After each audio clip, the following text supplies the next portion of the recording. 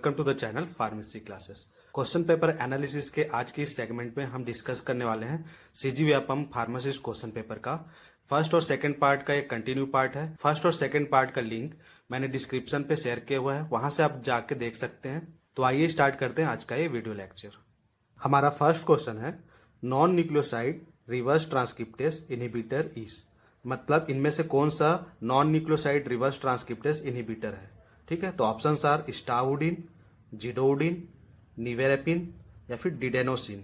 ठीक है, तो पहले तो हमको समझना पड़ेगा ये रिवर्स ट्रांसक्रिप्टेस है क्या और ये क्वेश्चन कौन से चैप्टर से उठाया गया है। तो ये क्वेश्चन एंटीवायरल चैप्टर से उठाया गया है। एंटीवायरल ड्रग से क्वेश्चन पूछा गया है, जिसमें हम ड्रग का अलग अलग क्लासिफिकेशन पढ़ते हैं और उस ड्रग को अलग अलग क्लासिफाई करने का तरीका उसके एक्शन के हिसाब से होता है। जैसे एंटी हर्पीस वायरस ड्रग, ठीक है, उसी प्रकार एंटी रेट्रोवायरल ड्रग या फिर बोल सकते हैं एंटी इन्फ्लुएंजा ड्रग।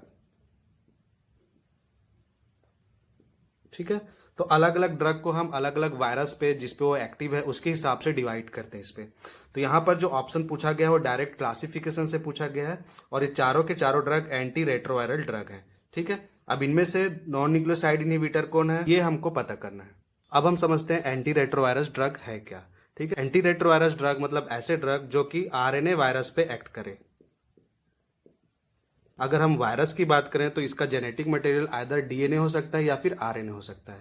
ठीक है, तो ऐसे वायरस जिसका जेनेटिक मटेरियल आरएनए हो उसको हम बोलते हैं आरएनए वायरस या फिर रेट्रोवायरस। For example HIV. तो ये चारों ड्रग ऐसे ड्रग हैं जो कि एचआईवी के ट्रीटमेंट के लिए यूज किया जाता है। ठीक है, तो अगर इस एंटी रेट्रोवायरस ड्रग को अगर हम अगेन सब क्लासिफाई करें तो इसमें दो प्रकार के ड्रग हम पढ़ते हैं। ठीक है, एक होता है NRTI और एक होता है NNRTI। ठीक है, मतलब ऐसे ड्रग जो कि न्यूक्लियोसाइड रिवर्स ट्रांसक्रिप्टेस इनहिबिटर है। ठीक है, और दूसरा ड्रग क्या है नॉन न्यूक्लियोसाइडेस रिवर्स ट्रांसक्रिप्टेस इनहिबिटर। अब ये दोनों में अंतर क्या है, तो इससे पहले हम समझते हैं रिवर्स ट्रांसक्रिप्टेस है क्या। ठीक है, रिवर्स ट्रांसक्रिप्टेस एक ऐसा एंजाइम है जो कि आरएनए टू डीएनए कन्वर्ट करता है। ठीक है, मतलब आरएनए को डीएनए में कन्वर्ट करता है। इस कन्वर्सन प्रोसेस को हम बोलते हैं रिवर्स ट्रांसक्रिप्शन और जो एंजाइम इसको असिस्ट करे उसको हम बोलते हैं रिवर्स ट्रांसक्रिप्टेस। उसी प्रकार अगर डीएनए टू आरएनए अगर कन्वर्सन की बात चले तो उस प्रोसेस को हम बोलते हैं ट्रांसक्रिप्शन और जो एंजाइम उसको असिस्ट करे उसको हम बोलते हैं ट्रांसक्रिप्टेस एंजाइम। और ऐसे ड्रग जो इस एंजाइम को इनहिबिट करे उसको हम बोलते हैं रिवर्स ट्रांसक्रिप्टेस इनहिबिटर। ठीक है, और ये दोनों ही ड्रग रिवर्स ट्रांसक्रिप्टेस इनहिबिटर है। एक है न्यूक्लियोटाइड रिवर्स ट्रांसक्रिप्टेस इनहिबिटर और दूसरा है non nucleotide reverse transcriptase inhibitor. ठीक है, अब इन दोनों में क्या डिफरेंस है ये हम समझते हैं। जब भी कोई एंजाइम इनहिबिशन की बात चलती है तो उसको दो प्रकार से हम पढ़ते हैं, एक होता है कॉम्पिटिटिव इनहिबिटर और एक होता है नॉन कॉम्पिटिटिव इनहिबिटर। इस डायग्राम के थ्रू हम दोनों इनहिबिटर को समझते हैं। पहला केस में क्या हो रहा है, जो सबस्ट्रेट मॉलिक्यूल है उससे स्ट्रक्चरली सिमिलर है ये इनहिबिटर मॉलिक्यूल। एंजाइम का जो एक्टिव साइट होता है जहां पर सबस्ट्रेट मॉलिक्यूल बाइंड होता है वहां पर इनहिबिटर मॉलिक्यूल का भी सेम स्ट्रक्चर रहता है। ठीक है, तो ये यहाँ पर जाके बाइंड हो जाएगा और फर्दर एक्शन जो है वो नहीं हो पाएगा। एंजाइम को जो सबस्ट्रेट मॉलिक्यूल से बाइंड होकर जो एक्शन देना था वो यहाँ पर आगे नहीं बढ़ पाएगा। ठीक है, तो इस प्रकार की इनहिबिशन को हम बोलते हैं कॉम्पिटिटिव इनहिबिशन और जो इनहिबिटर यूज होता है उसको बोलते हैं कॉम्पिटिटिव इनहिबिटर, क्योंकि ये दोनों के बीच कंपटीशन होगा यहाँ पर बाइंड होने के लिए सबस्ट्रेट और इनहिबिटर के बीच। लेकिन हम सेकंड केस में क्या देखते हैं, जो इनहिबिटर मॉलिक्यूल है वो स्ट्रक्चरली सिमिलर नहीं है सबस्ट्रेट मॉलिक्यूल से। ठीक है, यहाँ पर एक्टिव साइट पे ये बाइंड भी नहीं होगा, इसमें कोई कंपटीशन नहीं है एक्टिव साइट पे बाइंड होने के लिए, बट ये किसी दूसरे साइट पे अटैच हो जाता है एंजाइम का, जिसको हम बोलते हैं एलोस्टेरिक साइट, जिसकी वजह से एंजाइम का एक्टिव साइट डिस्टर्ब हो जाता है, चेंज हो जाता है बोल सकते हैं हम, और सबस्ट्रेट मॉलिक्यूल चाहकर भी इस एक्टिव साइट पे बाइंड नहीं हो पाता और एक्शन आगे नहीं बढ़ता। ठीक है, तो इसमें कोई कंपटीशन नहीं है यहाँ पर बाइंड होने के लिए, इसलिए हम इसको बोलेंगे नॉन कॉम्पिटिटिव इनहिबिटर या नॉन कॉम्पिटिटिव इनहिबिशन। ठीक है, ये दो प्रकार का एंजाइम इनहिबिशन हम मेनली पढ़ते हैं। एंजाइम इनहिबिशन हमारे लिए नया नहीं है, हम इसको 10-12 में पढ़ चुके हैं। ठीक है, तो अब हमको समझना है ड्रग से कैसे रिलेटेड है ये मैकेनिज्म। जो NRTI होते हैं न्यूक्लियोटाइड रिवर्स ट्रांसक्रिप्टेस इनहिबिटर वो होते हैं कॉम्पिटिटिव इनहिबिटर। ठीक है, और जो NNRTI होते हैं non nucleotide reverse transcriptase inhibitor वो होते हैं नॉन कॉम्पिटिटिव इनहिबिटर। ठीक है, उसमें कोई कंपटीशन नहीं होता और इसको हम याद कैसे कर सकते हैं, नॉन कॉम्पिटिटिव तो यहाँ पर एक N एक्स्ट्रा लगा हुआ है। ठीक है। तो N और N नॉन कॉम्पिटिटिव और non nucleotide reverse transcriptase inhibitor, इस प्रकार से हम याद रख सकते हैं दोनों का। तो ये तो हो गया दोनों का मैकेनिज्म। एक है जो रिवर्स ट्रांसक्रिप्टेस एंजाइम से कॉम्पीट कर रहा है, जबकि दूसरा है जो रिवर्स ट्रांसक्रिप्टेस एंजाइम से कोई कॉम्पिटिशन नहीं कर रहा है अपना एक्शन शो करने के लिए। ठीक है, बट दोनों ही केस में एंजाइम इनहिबिशन हो रहा है, एक्शन आगे नहीं दे पा रहा है एंजाइम। ठीक है, तो अब हम देख लेते हैं इन दोनों इनहिबिटर्स के अंदर कौन कौन से ड्रग आते हैं। ठीक है, तो NRTI के अंदर आते हैं जिडोवुडिन, डिडेनोसिन, स्टावुडिन, जेल्सिटैबिन, लेमिवुडिन और एबाकावीर। ठीक है, उसी प्रकार NNRTI के अंदर जो ड्रग आते हैं वो है नेविरपिन, इफाविरेंज, डेलाविडिन, और अभी इसमें रिसेंटली 2 ड्रग और ऐड किया गया है, वो है इट्राविरिन और रिल्पीविरिन। ठीक है, तो क्लासिफिकेशन से generally most of the question पूछा जाता है बहुत सारे एग्जाम पे। हम कोई भी चैप्टर स्टार्ट कर रहे हैं फार्माकोलॉजी में तो उसका क्लासिफिकेशन कवर करना बहुत जरूरी होता है। तो इस क्वेश्चन का सही आंसर क्या होना चाहिए? Option C, nevirapine. हमारा सेकंड क्वेश्चन है long acting insulin analogue is, मतलब इनमें से कौन सा है जो इंसुलिन एनालॉग है और वो लॉन्ग एक्टिंग है। ठीक है, options are insulin lispro, insulin glargine, insulin aspart या फिर इंसुलिन ग्लूलिसिन।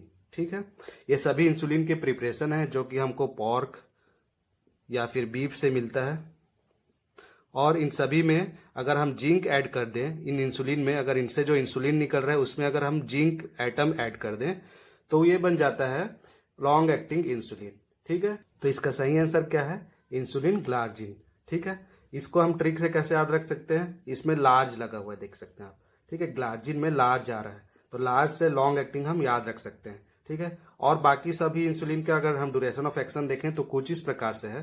ठीक है, तो अगर इन इंसुलिन प्रिपरेशन का ऑनसेट और ड्यूरेशन ऑफ एक्शन की अगर हम बात करें तो इंसुलिन लिस्प्रो जो है उसका ऑनसेट ऑफ एक्शन है 15 to 20 मिनट, जबकि ड्यूरेशन ऑफ एक्शन है 3 to 4 आवर।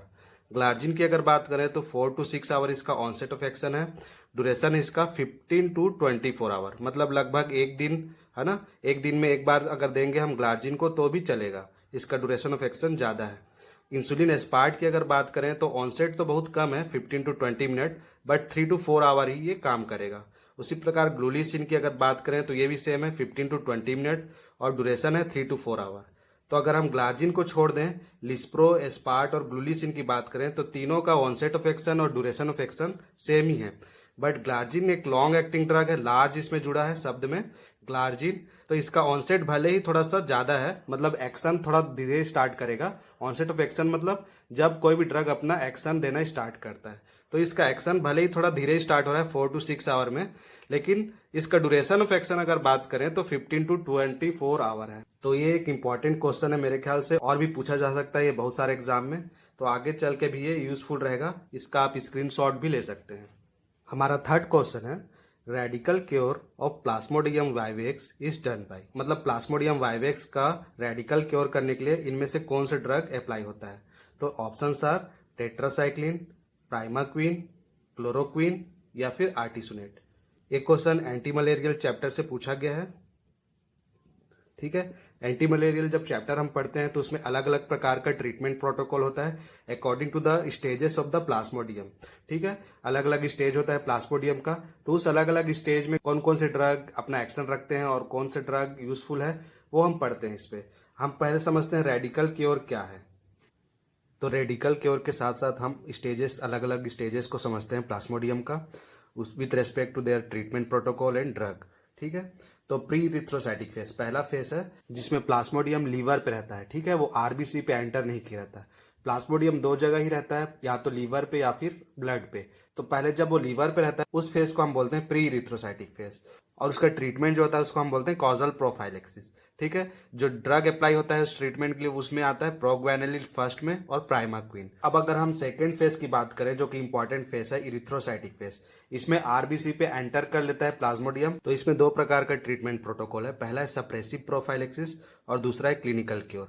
इसमें मलेरिया का मेन जो सिम्टम है वो स्टार्ट होता है फीवर या फिर ठंड लगना, तो फिर सप्रेसिव प्रोफाइलेक्सिस में हम क्या करते हैं, जो सिम्टम्स है उसको सप्रेस करने का कोशिश करते हैं प्रोफाइलेक्टिकली, और उसमें क्लोरोक्विन बेस्ड ड्रग होता है। उसी प्रकार अगर क्लिनिकल क्योर की बात करें, जब मलेरिया एग्जिस्ट हो चुका है और उसको क्लिनिकली हम ट्रीट करना चाहते हैं, ठीक है, तो क्लोरोक्विन फर्स्ट ड्रग है जो कि फास्ट एक्टिंग ड्रग है, इसमें दो कैटेगरी हम पढ़ते हैं क्लिनिकल क्योर में, फास्ट एक्टिंग और स्लो एक्टिंग। स्लो एक्टिंग में प्रोग्वेनिल आ जाएगा अगेन। अब हमारा नेक्स्ट स्टेज है एक्सोइरिथ्रोसाइटिक फेस। ये थोड़ा समझने वाला फेस है। इसको हम बोलते हैं रेडिकल क्योर। जो ट्रीटमेंट प्रोटोकॉल अप्लाई करते हैं वो रेडिकल क्योर है। और इसमें होता क्या है, एक्चुअली रिलैप्सिंग का जो केस होता है, फिर से वापस आने का मलेरिया पैरासाइट अगर छूट जाता है, क्लिनिकल क्योर अगर चलने के बाद कुछ malaria parasite, specially in case of oval और वाइवेक्स, ठीक है, ये दोनों प्लाज्मोडियम के केस में रिलैप्सिंग देखा गया है। फैल्सीपेरम के केस में जनरली रिलैप्सिंग नहीं देखा जाता क्योंकि उसके पैरासाइट टोटली किल हो जाते हैं रेडिकल क्योर से, ठीक है। बट एक्सोइरेथ्रोसाइटिक फेज जो होता है वो ओवेल और वाइवेक्स में मेनली देखा जाता है। तो इससे मलेरिया फिर से वापस आ जाता है और उसी को हम रिलैप्सिंग बोलते हैं या फिर एक्सोइरेथ्रोसाइटिक फेज बोलते हैं, ठीक है। और उस ट्रीटमेंट प्रोटोकॉल को रेडिकल क्योर बोलते हैं। यहीं से क्वेश्चन अभी उठाया गया है। इसमें जो ट्रीटमेंट के लिए जो ड्रग यूज होता है वो है प्राइमाक्विन, ठीक है। तो अब हम ये तीनों स्टेज तो समझ गए, pre erythrocytic stage, erythrocytic stage और एक्सोइरेथ्रोसाइटिक स्टेज। बट इसके साथ साथ एक और स्टेज है जो कि इंपॉर्टेंट है, गैमीटोसाइटिक। मलेरिया तो कम्प्लीटली ट्रीट हो चुका रहता है किसी भी पेशेंट का, बट मेल और फीमेल गैमिट्स प्लाज्मोडियम का छूट जाता है बॉडी पे, ठीक है, जो कि ब्लड में फ्लोट होते रहता है। तो ये मेल और फीमेल गैमिट जो ब्लड में फ्लोट हो रहा है पेशेंट के बॉडी में, ये दूसरे हेल्दी पर्सन में ट्रांसफर हो सकता है बाय द मॉस्किटो, ठीक है, क्योंकि मॉस्किटो यहाँ पर वेक्टर है। तो यहाँ पर अगर ट्रांसफर होगा तो जिससे ये तीनों फेज फिर से स्टार्ट हो जाएगा किसी नेक्स्ट पेशेंट पे, ठीक है। तो एज सच फर्स्ट पेशेंट जो कि इन्फेक्टेड था उसका तो कम्प्लीटली क्योर हो चुका है, बट सेकेंड पर्सन इन्फेक्ट ना हो जाए तो इस ट्रांसमिशन को रोकने के लिए, बोल सकते हैं हम लोग ट्रांसमिशन को रोकने के लिए, एक पर्सन से दूसरे पर्सन में जंप ना करे गैमिट्स, ठीक है, मेल और फीमेल गैमिट, उस क्योर को हम बोलते हैं प्रिवेंटिव क्योर, ठीक है। इसके लिए भी प्राइमाक्विन बेस्ड ड्रग माना गया है। लगभग सभी प्रकार के जो प्लाज्मोडियम है उसके गैमिट्स को ये किल कर देता है, ठीक है। तो मेरे ख्याल से ये सारे स्टेज आप लोग को अब क्लियर हो चुके होंगे, अलग अलग ट्रीटमेंट प्रोटोकॉल का क्या क्या नाम है और कौन कौन से ड्रग मेनली अप्लाई किया जाता है। अब हम चलते हैं क्वेश्चन की तरफ। तो जैसे कि अभी हमने समझा, इस क्वेश्चन का सही आंसर क्या होना चाहिए, प्राइमाक्विन। हमारा नेक्स्ट क्वेश्चन है, medical termination of pregnancy is considered safe up to how many weeks of pregnancy. मतलब medical termination of pregnancy act के तहत जो टर्मिनेशन है प्रेगनेंसी का, अबॉर्ट जो करते हैं प्रेगनेंसी को, वो कौन से हफ्ते तक सेफ है, ठीक है, उसके बाद हम नहीं कर सकते टर्मिनेट। तो options are 6 week, 8 weeks, 12 weeks या फिर 18 वीक्स। तो पहले हम समझ लेते हैं medical termination of pregnancy act क्या है, जिसको MTP एक्ट भी बोलते हैं। ये एक्ट आया था 1971 पे, ठीक है। अगर रूल्स की बात करें तो आया था ये 1975 में इसका रूल्स आया और रेगुलेशन 2003 में आया है। तो ये इंपॉर्टेंट डेट्स है, ये एक्ट का डेट है, ये रूल का डेट है और ये रेगुलेशन का डेट है। अब हम समझते हैं ये एक्ट क्यों लाया गया था। देखिए, इंडिया जो है एक मैसिव पॉपुलेशन का देश है, जहाँ पॉपुलेशन बहुत ज़्यादा बढ़ते जा रहा है डे बाई डे, और वर्ल्ड में सेकेंड रैंक आता है पॉपुलेशन का, ठीक है। तो पहला तो इसका मेन रीजन है पॉपुलेशन कंट्रोल करना। अननेसेसरी प्रेगनेंसी जो है या फिर बोल सकते हैं अनवांटेड प्रेगनेंसी जो है, उसको हम टर्मिनेट कर सकते हैं इस एक्ट के तहत मेडिकली, ठीक है, वो भी रजिस्टर्ड मेडिकल प्रैक्टिशनर के थ्रू, RMP हम जिसको बोलते हैं। प्रेगनेंसी का कुछ ऐसा केस जिसमें प्रेग्नेंट वुमेन का अगर हेल्थ बहुत हद तक डिस्टर्ब होता है या फिर उसका जान जाने का खतरा है या फिर उस प्रेगनेंसी के कारण वो मेंटली और फिजिकली डिस्टर्ब हो रही है, तो उस केस में हम उस अनवांटेड प्रेगनेंसी को टर्मिनेट कर सकते हैं इस एक्ट के तहत, जिसके कुछ रूल्स और रेगुलेशन हैं और अलग अलग डेफिनेशन भी हम इस प्रेगनेंसी एक्ट के तहत पढ़ते हैं। जैसे कि रजिस्टर्ड मेडिकल प्रैक्टिशनर क्या है, प्लेस क्या है, जिस प्लेस पे प्रेगनेंसी टर्मिनेट करना है वो प्लेस का डेफिनेशन क्या होना चाहिए, मेंटली इल अगर प्रेग्नेंट है तो फिर उसका डेफिनेशन क्या है, मेंटली इल प्रेग्नेंट वुमेन का। उसी प्रकार और भी बहुत सारे डेफिनेशन इस एक्ट के तहत दिया गया है और इसी के तहत ये भी बताया गया है कि कोई प्रेगनेंसी कितना लंबा होना चाहिए मैक्सिमम, जिसको हम टर्मिनेट कर सकते हैं, ठीक है। तो इस केस में इसका सही आंसर है 12 वीक, जिसको हम थोड़ा डिटेल से समझते हैं। तो प्रेगनेंसी को जब टर्मिनेट की बात चलती है तो इसमें 2 प्रकार के प्रोविजन है, ठीक है, जिसमें एक रजिस्टर्ड मेडिकल प्रैक्टिशनर इन्वॉल्व रहता है या फिर 2 या 2 से अधिक रजिस्टर्ड मेडिकल प्रैक्टिशनर इन्वॉल्व रहते हैं। तो ऐसा केस जिसमें 1 रजिस्टर्ड मेडिकल RMP इन्वॉल्व है, उस केस में नॉट एक्सीड देन 12 वीक होना चाहिए प्रेगनेंसी, ठीक है। और अगर 2 RMP इन्वॉल्व हैं तो प्रेगनेंसी का जो लेंथ है वो 20 वीक से एक्सीड नहीं होना चाहिए, तभी जाके उसको टर्मिनेट कर सकते हैं। बट उसमें 2 कंडीशंस हैं। अगर कंटिन्यू किए प्रेगनेंसी को तो सीरियस रिस्क हो रहा है प्रेग्नेंट वुमेन के हेल्थ पे मेंटली और फिजिकली, तो उस केस में हम उसको कंटिन्यू नहीं करेंगे। या फिर अगर रिस्क हो रहा है चाइल्ड का हेल्थ को लेके, ठीक है। अगर चाइल्ड जो बॉर्न होने वाला है वो अगर वो कोई डिजीज कंडीशन से पहले से डायग्नोस हो चुका है, या फिर अगर वो कोई रेयर डिजीज से ग्रसित है और अगर वो बॉर्न हुआ तो तुरंत उसका डेथ हो जाता है, तो उस कंडीशन में भी हम प्रेगनेंसी को टर्मिनेट कर सकते हैं। 12 वीक से ज्यादा नहीं होना चाहिए 1 आरएमपी के केस में, और 20 वीक से ज्यादा नहीं होना चाहिए 2 आरएमपी के केस में, ठीक है। इसके अलावा, इन दोनों केस के अलावा कुछ ऐसे कंडीशन भी है जिसमें ये तीनों चीजें फॉलो नहीं होता, कितने आरएमपी हैं या फिर कितना वीक हो चुका है, या फिर ये दोनों कंडीशन।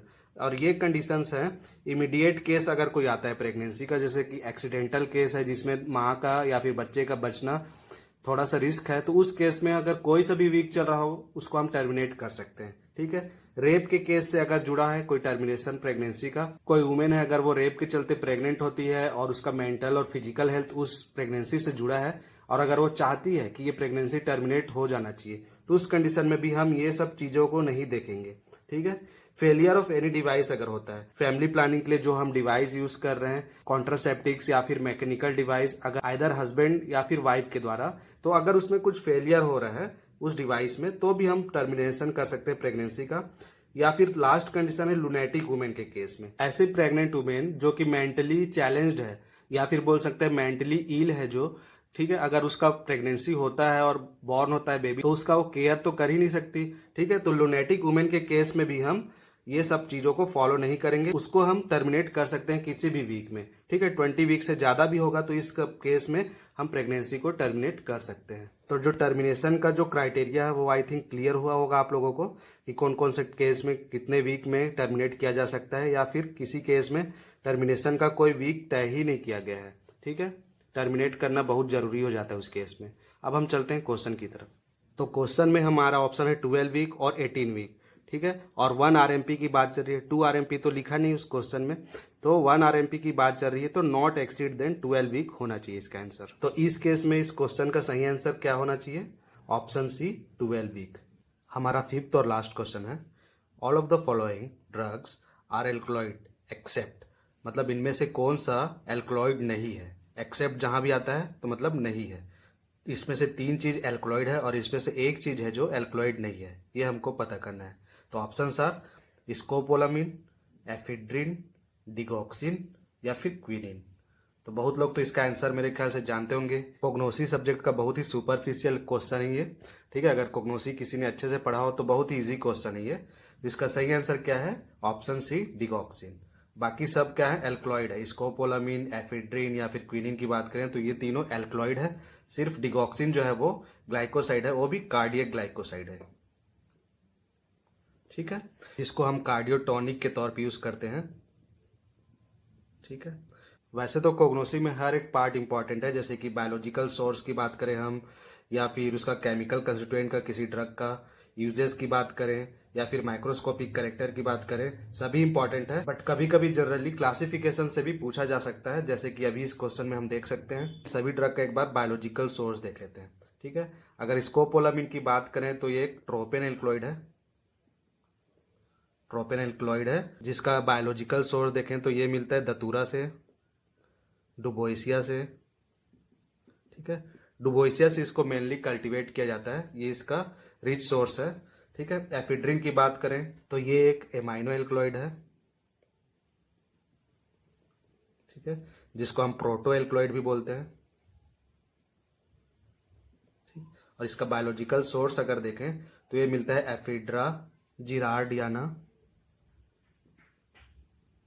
Ephedra इक्विसेनिटा, ephedra सिनिका etcetera. बहुत सारे इसके सोर्स हैं, और ये इन सभी ड्रग के ड्राइड स्टेम से हमको प्राप्त होता है, ड्राइड स्टेम, ठीक है, जिसका फैमिली है एफिड्रेसी, ठीक है। अगर इसका यूज देखें हम तो ये मेनली अस्थमा के केस में यूज होता है, ठीक है। ये एक सिम्फेथोमाइमेटिक ड्रग है, ड्रग है, ठीक है। उसी प्रकार अगर स्कोपोलामिन की बात करें तो ये एक एंटीकोलिनर्जिक ड्रग है। उसी प्रकार अगर हम क्विनिन एल्कलॉइड को देखें तो ये फिर एक क्विनोलिन एल्कलॉइड है, क्विनोलिन एल्कलॉइड है, जो कि हमको प्राप्त होता है dried root and stem bark of cinchona calisaya, cinchona officinalis, cinchona ledgeriana और सिंकोना सक्सीरूब्रा। ठीक है, तो इसके 4 मेन सोर्स हैं और ये ड्राइड रूट या फिर स्टेम बार्क, बार्क मतलब ऊपर का जो स्किन होता है स्टेम का या फिर रूट का, उससे ये मिलता है। इसका फैमिली है रूबिएसी। ठीक है, ये चारों ड्रग का फैमिली है रूबिएसी। तो ये इसका बायोलॉजिकल सोर्स है क्विनिन का, एक क्विनोलिन एल्कलॉइड है ये। क्विनिन का अगर यूज देखें तो फिर एंटी मलेरियल ड्रग के लिए यूज होता है।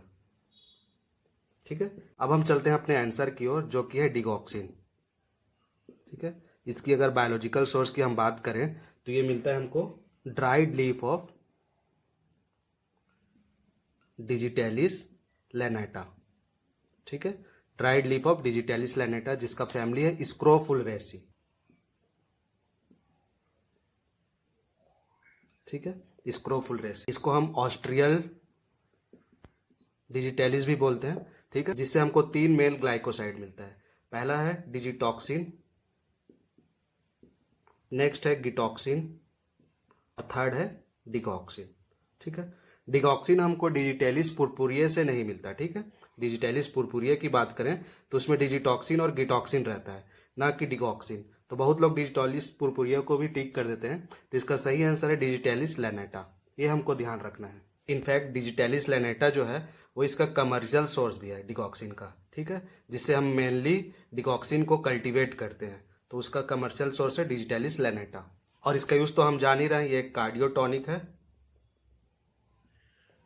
जो कि CHF कंजस्टिव हार्ट फेलियर में मेन यूज होता है।